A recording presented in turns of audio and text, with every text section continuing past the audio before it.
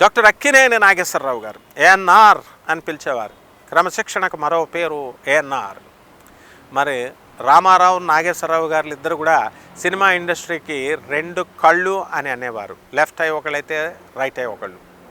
నాగేశ్వరరావు గారు ఆయన రామారావు గారి సినిమా ఎంట్రీ ఇవ్వకముందు నుంచి కూడా టాప్ ఎస్టాబ్లిష్డ్ హీరో అనమాట.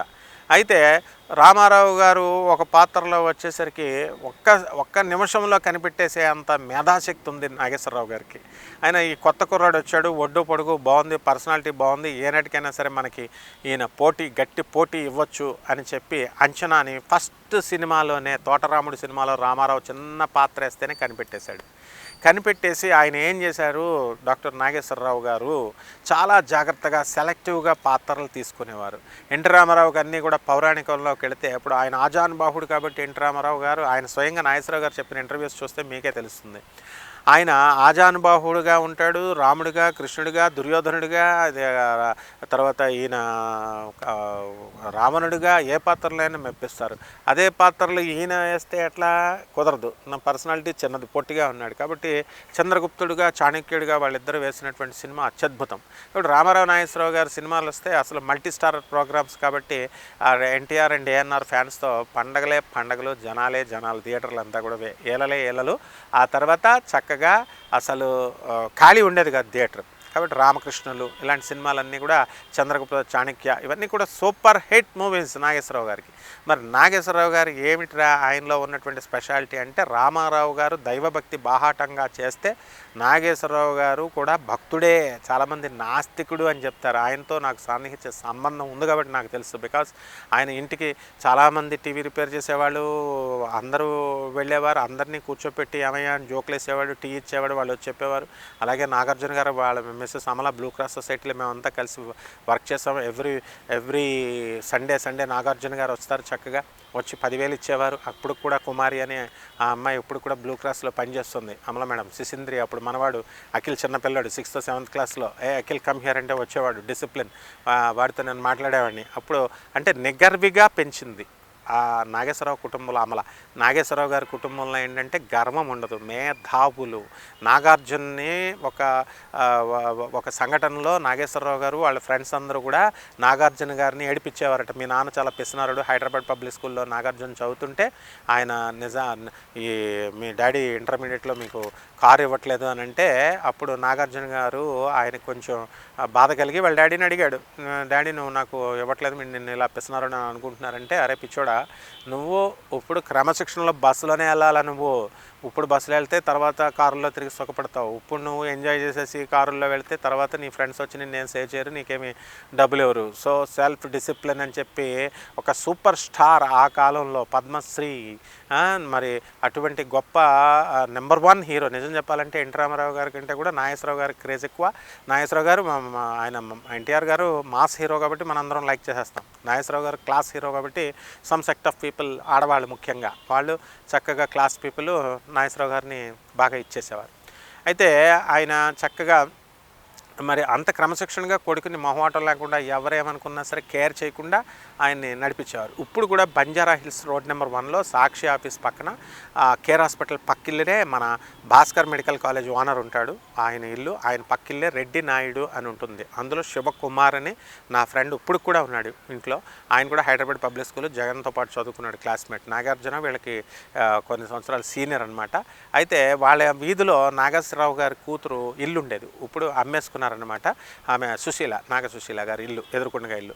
అప్పుడు నాగేశ్వరరావు గారు ఏం చేసేవారంటే, మేము చిన్నప్పుడు వెళ్తుంటే ఎవరైనా స్టూడెంట్స్ ఉంటే యుఎస్కి వెళ్తుంటే ఆయన ఏం చేసేవాడు తెలుసండి, అప్పుడు యుఎస్ స్టూడెంట్స్కి వెళ్తున్నటువంటి వాళ్ళకి ఒక 20 లక్షలు 25 లక్షలు బ్యాంకులో డిపాజిట్ అయ్యాలి. అప్పుడు డబ్బులు ఎవరి దగ్గర ఉండేవి కాదు కదా, అడిగి మరి ఆ వీధిలో ఉన్న వాళ్ళని నాగేశ్వరరావు గారు నేను వేస్తానని చెప్పి వాళ్ళకి డబ్బు వేసి, ఇప్పుడు కన్సల్టెన్సీస్ చేస్తున్నాయి కదా, అలాగా వాళ్ళ దగ్గర డబ్బులు ఉన్నా లేకపోయినా కన్సల్టెన్సీస్ వాళ్ళ డబ్బులు వేసి వాళ్ళ కమిషన్ వాళ్ళు తీసుకొని చేస్తారు.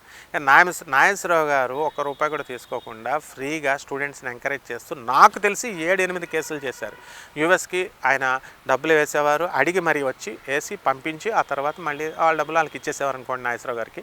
ఈ విధంగా ఏఎన్ఆర్ గారు ఏంటంటే ఆయన వర్క్ ఈజ్ వర్షిప్ అనేటటువంటి భావన, అంటే దేవుణ్ణి తన పనిలో చూస్తారు. ఏ రోజున కూడా అప్పుడు మనం అన్నపూర్ణ గారి ఇంటర్వ్యూస్ మనం చూసిన తర్వాత షావుకార్ జానకి గారు ఇంటర్వ్యూస్ చూసిన, కృష్ణకుమార్ గారి ఇంటర్వ్యూస్ చూసిన నాగేశ్వరరావు గారి గురించి, నాగేశ్వరరావు గారు కొంటేవాడు, ఆయన ఆడపిల్లల మీద జోకులు ఇస్తే ఉండేవాడు, తుంటరివాడు అని చెప్తూ ఉండేవారు. అదే రామారావు గారు చాలా సిన్సియర్గా వచ్చి సీరియస్ మ్యాన్, అక్కడికి వచ్చేసి ఆయన మామూలుగా మాట్లాడకుండా వెళ్ళిపోయేవారు. ఒక విధంగా ఒక భయం ఉండేదన్నమాట.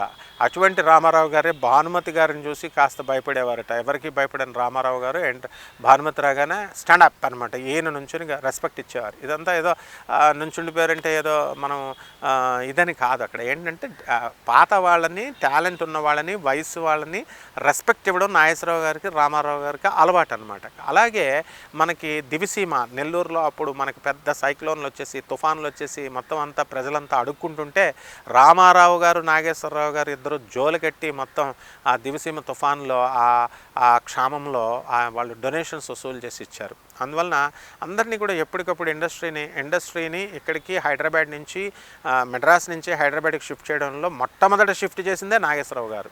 కాబట్టి ఏఎన్ఆర్ గారి వల్లే ఈ రోజున మనందరం కూడా సినిమా ఇండస్ట్రీ మనకి ఈ హైదరాబాద్కి వచ్చింది. క్రమశిక్షణకు మారుపేరైనటువంటి ఏఎన్ఆర్ గారు అనేక మంది వీళ్ళందరికీ ఏమన్నా అలవాటు ఏంటంటే కొత్త వాళ్ళని ఎంకరేజ్ చేసేవారు. అండ్ ఎవరైనా ఎప్రిసియేషన్ అన్నమాట, కొత్త వాళ్ళకి చక్కగా ఎంకరేజ్మెంట్ ఉండేది. తర్వాత వాళ్ళకి లిఫ్ట్ ఇచ్చేవారు, సలహాలు చెప్పేవారు, వాళ్ళ ఎక్స్పీరియన్సెస్ చెప్పేవారు. అదేవిధంగా ఆ కాలంలో డబ్బు కాంట్రాక్ట్ బేస్లో ఒక 200 రూపాయలకే విజయ పతాకం పైన ఉన్నటువంటి సినిమాలన్నింటికి కూడా కాంట్రాక్ట్ రాసి, మిస్సమ్మ సినిమా దగ్గర నుంచి, అంతకుముందు సినిమాల దగ్గర నుంచి కూడా వీళ్ళంతా కూడా రామారావు, నాగేశ్వరరావు గారు ఇద్దరు కలిసి మిస్సమ్మ సినిమాలో ఉన్నారు. మరి 200 రూపాయలు వారు పారితోషికం అప్పుడు. వీళ్ళంతా కూడా సో కమిట్మెంట్తో జీతం ఎంత అన్నది కాకుండా తాము యాక్ట్ చేశామా లేదా, మంచిగా ఆ పాత్రకి న్యాయం చేశామా లేదా, అలాగే ప్రొడ్యూసర్లకు లాభం వచ్చిందా లేదా, ఇండస్ట్రీ యూనిట్ అంతా కూడా బాగుందా లేదా అని చూడడం కోసమే వాళ్ళు చేసేవారనమాట. అంతేగాని లాభాపేక్షతో చేసేవారు కాదు. అదే రోడ్ల మీద, మెడ్రాస్ రోడ్లలో ఇదే ఈ యొక్క మరి ఈ రోడ్లలో నడిచి వెళ్ళినటువంటి వాళ్ళే కారుల్లో మరి తిరుగుతూ మనం చూసాం. అంచెలంచెలుగా వాళ్ళు ఈ రోజున సామ్రాజ్యాధిపతులుగా మనం వెలిగిపోతూ నాగేశ్వరరావు గారు మరి అండ్ లాంగిటివిటీ ఆఫ్ లైఫ్ కూడా నాగేశ్వరరావు గారు హెల్త్ కాన్షియస్ మనిషి. లాస్ట్ వరకు అన్ని సంవత్సరాల వరకు కూడా తన ఆరోగ్యాన్ని చాలా జాగ్రత్తగా ఉంటూ గుంభనంగా ఉంచుతూ, తన క్యాన్సర్ వ్యాధి వచ్చిన తర్వాత చాలా లైబుల్గా, రెస్పాన్సిబుల్గా ఆఖరిలో ప్రజలకు చెప్పాల్సినటువంటి బాధ్యత నాకుంది, ప్రజల వల్ల నేను బాగుపడ్డాను కాబట్టి అని చెప్పి సమావేశం ఏర్పాటు చేసి ఆయన చక్కగా నాకు క్యాన్సర్ వచ్చింది అని చెప్పారు. కాబట్టి ఇటువంటి గొప్ప వ్యక్తులు నాగేశ్వరరావు గారిని, రామారావు గారిని చూసి మనం చాలా నేర్చుకోవాలి. డిసిప్లిన్గా మనం ఎదగాలి. శుభమస్తు.